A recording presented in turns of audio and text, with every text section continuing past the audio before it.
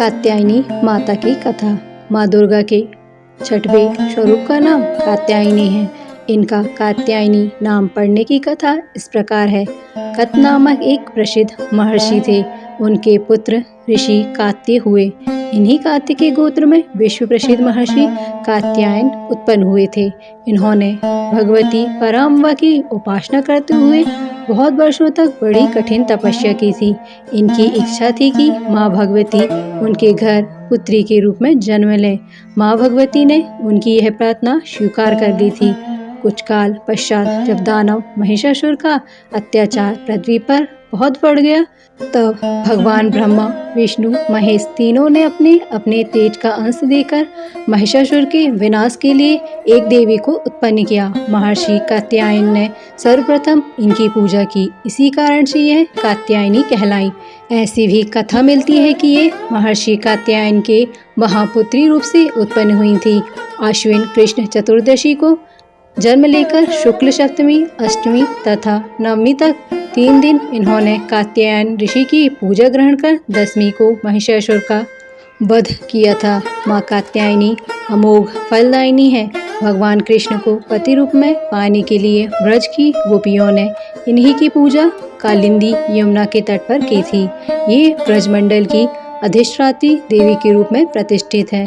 इनका स्वरूप अत्यंत ही भव्य और दिव्य है। इनका वर्ण स्वर्ण के समान चमकीला और भास्वर है। इनकी 4 भुजाएं हैं। माता जी का दाहिनी तरफ का ऊपर वाला हाथ अभय मुद्रा में है तथा नीचे वाला वर मुद्रा में है। बाईं तरफ के ऊपर वाले हाथ में तलवार और नीचे वाले हाथ में कमल पुष्प सुशोभित है। इनका वाहन सिंह है। दुर्गा पूजा के 6वें दिन इनके स्वरूप की उपासना की जाती है। उस दिन साधक का मन आज्ञा चक्र में स्थित होता है। योग साधना में इस आज्ञा चक्र का अत्यंत महत्वपूर्ण स्थान है।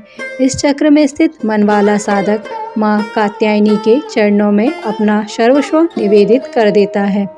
परिपूर्ण आत्मदान करने वाले ऐसे भक्त को सहज भाव से माँ कात्यायनी के दर्शन प्राप्त हो जाते हैं। माँ कात्यायनी की भक्ति और उपासना द्वारा मनुष्य को बड़ी सरलता से अर्थ, धर्म, काम, मोक्ष चारों फलों की प्राप्ति हो जाती है।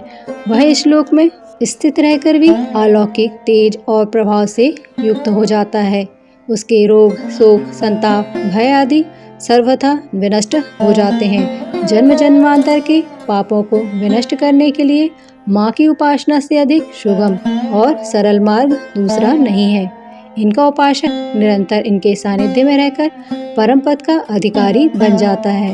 अतः हमें सर्वतोभावेन माँ के शरणागत होकर उनकी पूजा उपासना के लिए तत्पर होना चाहिए।